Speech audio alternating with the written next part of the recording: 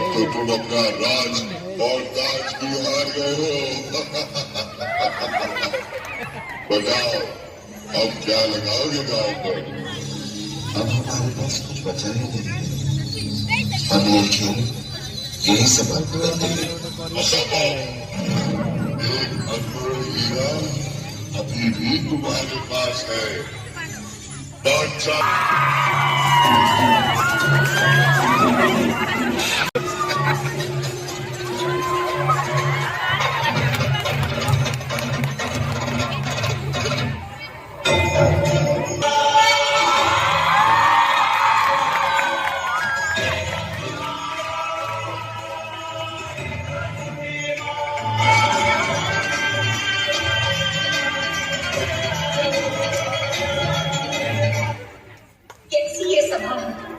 जहां मेरा स्वाभिमान लज्जित हुआ, जहां सब मौन थे, वहां सिर्फ मेरी कृष्णा ने मेरी रक्षा की।